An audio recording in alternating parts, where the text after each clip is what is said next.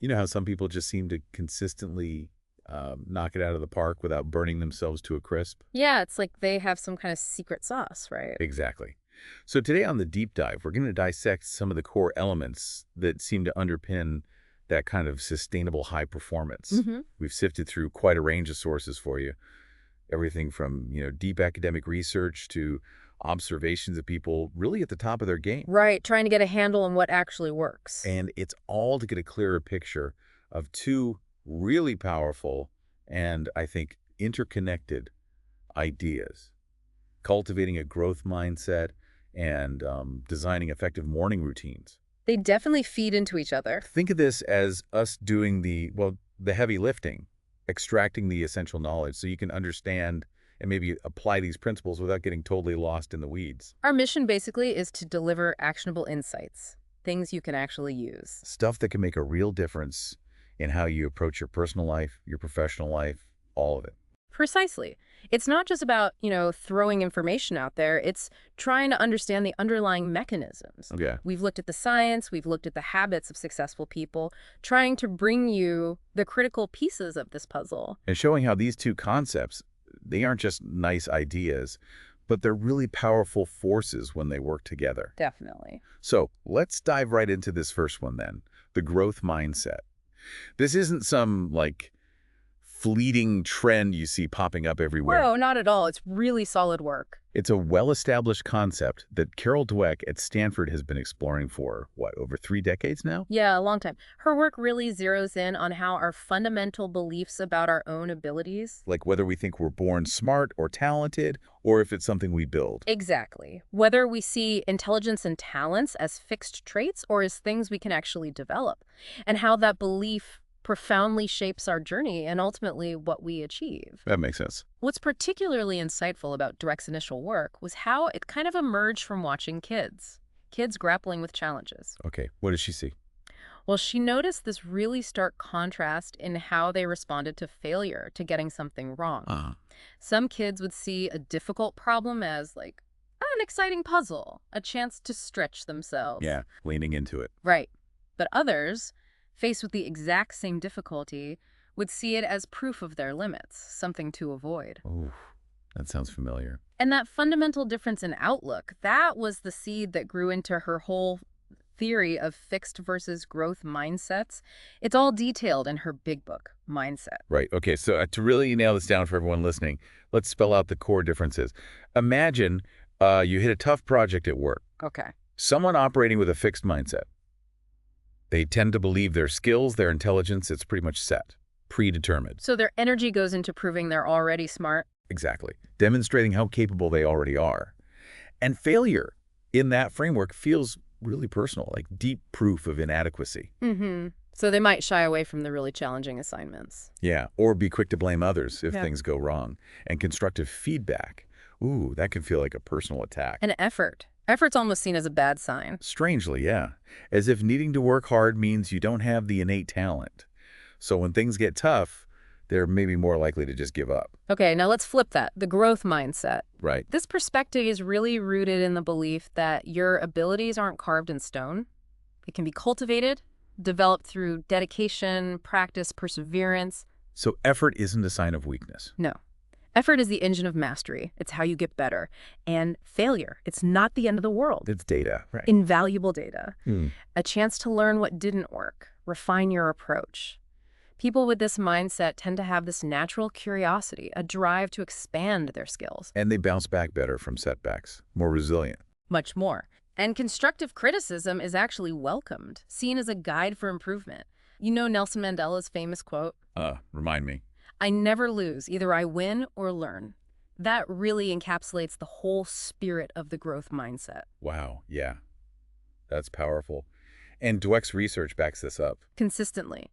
It shows that individuals with a growth mindset across all sorts of fields, they just tend to achieve more over the long haul. Why, though? What's the mechanism? Well, it really boils down to their proactive approach to challenges, their positive view of putting in the effort, and that commitment to always be learning, lifelong learning. And if we look at, say, successful entrepreneurs, Oh, you see this growth mindset constantly in action there. They generally believe their success comes from hard work, from dedication. they didn't just get lucky. Right. Yeah. They see obstacles not as dead ends, but as like puzzles to solve. They just get that building something successful means constant learning, adapting, and crucially, being willing to see failure as a stepping stone, not a stop sign. Okay, this is fascinating. And what's really compelling is you mentioned neuroscience. There's brain science behind this too. There is, yeah. Recent discoveries about brain plasticity. It basically shows our brains are way more adaptable than we used to think. Malleable. Exactly. We're capable of forming new neural connections throughout our lives. This science really reinforces the idea that our cognitive abilities aren't fixed at birth. We truly can learn and evolve, So that's not just motivational fluff, it's biologically supported. pretty much. Which leads to the big question for listeners. What are the real, tangible benefits of trying to adopt this mindset? Right. What's in it for me? Well, personally and professionally, the advantages are pretty significant. People with a growth mindset tend to be less hung up on appearing smart or talented, Uh-huh. and more invested in the actual process of learning and getting better. They show more resilience when things go wrong. Definitely. They're more willing to take calculated risks because failure isn't seen as some final judgment. They typically handle stress better, too. And feedback. Much more open to it. They see it as valuable input for growth, not a personal jab. Okay, so this sounds great. But how do you actually do it? How can you cultivate this mindset if you feel maybe you lean more towards the fixed side? Good question. Our sources point to several practical strategies. A really powerful starting point is to actively question those limiting beliefs when they pop up in your head. That little voice saying, I can't do this, or I'm not good at that. Exactly, that inner critic. Try reframing those thoughts by just adding the word yet at the end. Oh, I like that. I can't do this yet. Right, I'm not good at this yet. It's a subtle language shift, but it cracks the door open to future possibility, acknowledges potential. Okay, yet. I can remember that. What else? Building on that, consciously value the journey, the process of learning and the effort involved, not just the final win or outcome. So celebrate the hard work itself, the strategies you tried. Yes. Celebrate the effort, the different approaches you experiment with, the progress you make along the way, even if you don't hit the jackpot immediately. And the big one? Failure. Yeah, perhaps the most transformative shift is reframing how you see failure.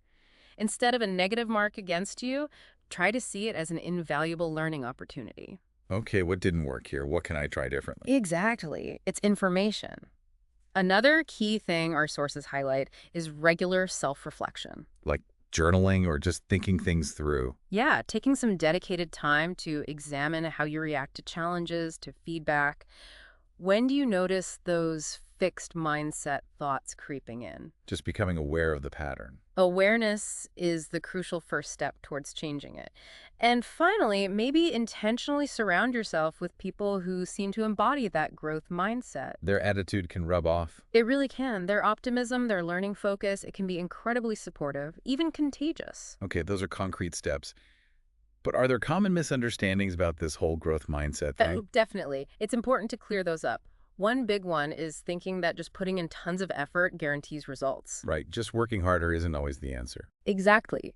Effort is crucial, yes, but it needs to be paired with effective strategies, seeking the right knowledge, asking for help when you need it. Smart effort, not just brute force. Got it. What else? Another misconception is that having a growth mindset means you think you can overcome absolutely any limitation, like denying reality. So it's not about thinking you can suddenly become Einstein. No. It's more about maximizing your potential within your context, pushing your perceived limits through continuous learning and development. It's not about denying individual differences in, say, natural aptitudes. That's a really important distinction. And you mentioned feedback before. It's not just about praising effort generically, is it? No, that's another pitfall. Just saying good effort isn't that helpful. Effective feedback focuses on the process. Like, I saw you tried strategy X and that worked well here. Maybe next time you could also consider Y. Precisely. Specific process-oriented feedback is what truly fuels growth. And one last thing to remember. Yeah. Most of us aren't purely fixed or purely growth-minded all the time. It's more like a spectrum. Ah, so you might have a growth mindset about your career, but maybe a fixed one about, I don't know, learning to ski. Exactly. It can vary depending on the context, the area of your life. It's not usually all or nothing. Okay. So thinking specifically about your professional life, your career, Mm. what are the biggest advantages of really leaning into this growth mindset? Our sources point to several key benefits. First, adaptability and continuous learning. Absolutely essential in today's world, right? Things change so fast. Totally. You have to keep learning. It builds resilience, helps you bounce back from setbacks, learn from them, not get derailed. Keeps you going. Fuels motivation and perseverance too, helps you stay engaged even when goals are tough or long term. Makes sense. It sparks innovation and creativity because you're more willing to experiment, take calculated risks, try new things. Less fear of failure holding you back. Right. It also leads to better collaboration. If you're open to feedback and different perspectives, you work better with others. Builds better teams. Supports leadership development too, inspiring others through your own commitment to growth. And maybe crucially, it enhances your ability to manage stress How so? by approaching unexpected challenges with a more solution-oriented, what can we learn here, attitude rather than just feeling overwhelmed. Okay, let's quickly recap those advantages just to really let them sink in. Adaptability means your career can evolve. Resilience means you push through tough times. Increased motivation drives long-term success. Innovation leads to better work, continuous improvement. Better collaboration means shared success, stronger teams. Inspiring leadership creates a positive environment. And better stress management helps you make smarter decisions under pressure. Exactly. And maybe we can leave this section with a thought from Carol Dweck herself. Please. She said, mindsets are just beliefs. They're powerful beliefs, but they're just something in your mind, and you can change your mind. That really drives home the point that it's a choice. Yeah. It's changeable. It's empowering, really. Okay, wow. That's a lot to think about on the mindset front. Mhm. Let's shift gears now to that other interconnected piece. Morning routines. Right. Another area often linked to high performance. Now, when you talk about morning routines, it's not necessarily about forcing yourself to wake up at, 4 a.m., right? Yeah. Although some super successful people do. Yeah, you hear those stories. But what our sources really emphasize is finding your optimal rhythm. Your own pace. Yeah, a way to intentionally structure those first few hours to set yourself up for a productive, focused day. It's more about intentionality than just the clock time. And you hear about the early risers, Richard Branson, like 5:15 a.m., Michelle Obama, even earlier, 4:4 Zibin. You do. But the crucial point our sources consistently make is that this shouldn't come at the cost of sleep. Ah, the foundation. Absolutely. Consistently getting those recommended 7 to 8 hours of quality rest, that's foundational for sustained high performance in the long run. Sacrificing sleep for an early start often backfires. Good reminder. Okay, so beyond just waking up consistently and getting enough sleep, what specific habits keep popping up in the routines of effective people? Well, one of the very first things, often right after waking, is hydration. Just drinking water. Usually, yeah. A large glass of water, sometimes people add lemon. The idea is it helps gently rehydrate the body after sleep. Makes sense. Kickstarts your metabolism a bit, might help with flushing toxins, and can even contribute to better mental clarity and focus right away. Simple, but sounds effective. Then what? Breakfast. Often, yes. Yeah. Following that hydration, many high performers prioritize mindful nutrition. Meaning. Well, our sources often highlight the importance of a balanced breakfast, something that provides sustained energy through the morning, not just a sugar rush and crash. Fueling the brain and body properly from the get-go. Exactly. Intentionally. Okay. What else besides water and food? Another remarkably consistent habit is incorporating some form of meditation or mindfulness practice. Even just for a few minutes. Even just a few minutes can yield significant benefits. Things like reduced stress, better focus, enhanced mental clarity, maybe even a boost in creativity. Gives you perspective before the day's chaos hits. Precisely. Mm. We see examples like Jack Dorsey, who reportedly dedicates a good chunk of time to meditation. Tim Ferriss talks about it a lot, too. And again, is there science here? There is. Neuroscience research supports these practices, suggesting positive changes in brain structure and function linked to regular meditation. Interesting how the science keeps backing up these habits. Isn't it? Often following that kind of mental centering comes some form of morning physical activity. Like a full-on workout. Doesn't have to be. But getting your body moving early offers a whole cascade of benefits. Like what?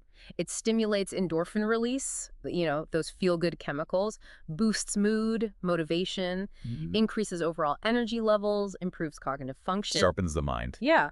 And it can even strengthen your sense of self-discipline just by doing it consistently. I think you mentioned Naomi Watts earlier. Right. She incorporates a morning walk with her dog. It shows that physical activity can be enjoyable and integrated, not some grueling chore. Even 15-20 minutes can make a difference. Okay. And there was one more thing that connects back to our mindset discussion. Ah, yes, continuous learning and personal development. This often features in the mornings of high achievers. Like reading. Reading, listening to informative podcasts, maybe working on learning a new skill, staying informed about their field. Bill Gates is famous for dedicating morning time to reading. So it's about proactively feeding your mind, linking back to that growth mindset idea of constant improvement. Exactly, nourishing the mind just like the body. Do we have other examples, like how people actually structure this? Yeah, we encountered some really insightful ones. Ryan Holiday, the writer on Stoicism, he really emphasizes discipline and consistency over just relying on motivation. His routine is built on that. Makes sense for a Stoic. Right. Bill Gates, as we said, focuses on learning and also his health in the mornings. Elon Musk, despite his insane schedule, reportedly has morning habits designed to support his focus and innovation drive. And Naomi Watts again. Her routine really highlights that balance, mindfulness, physical activity, healthy nutrition. It's a holistic approach. Okay, so for someone listening who thinks, all right, I want to try building a routine, how do they start? It can seem daunting. Definitely. The advice from our sources is usually start gradually. Don't try to do everything at once. Please don't. Introduce maybe one new habit at a time. Give yourself time to adjust. Let it become somewhat automatic before adding something else. Okay, one small change. What else? Preparing the night before can be a total game changer. How so? Little things. Yeah. Laying out your workout clothes, prepping your coffee maker, tidying your workspace, outlining your first task for the morning. It just streamlines things, reduces friction, cuts down on morning decision fatigue. Makes it easier to just do the thing. Exactly. Creating a supportive environment helps too. Make it easy to do the right thing. Like putting your meditation cushion where you'll see it. Or having your book ready by your chair. Remove the barriers. Another useful technique is using habit triggers. Linking a new habit to an existing one. Yeah, like after my alarm goes off, existing habit, I will immediately drink a glass of water, new habit. Or after I brush my teeth, I will meditate for 5 minutes. Piggybacking habits. Precisely. And finally, track your progress. Seeing a chain of successful days build up can be really motivating. Doesn't have to be complicated, just a simple check mark. Okay, but let's be real. Life happens. You'll miss days. How do you maintain consistency when things get messy? That's crucial. Perfect consistency is usually unrealistic. So first, try to anticipate difficulties. Like if you know you have an early meeting. Right. What might derail your routine? Maybe have a shorter backup version ready for those days. A 10-minute routine instead of 30. Better than nothing. Much better. The 2-day rule is another great guideline we saw. What's that? The aim is never skip your key habit 2 days in a row. If you fall off track one day, fine. Make a conscious effort to get back on the horse the very next day. Prevents one slip from becoming a total slide. I like that. Manageable. Also, be willing to adapt rather than just abandon.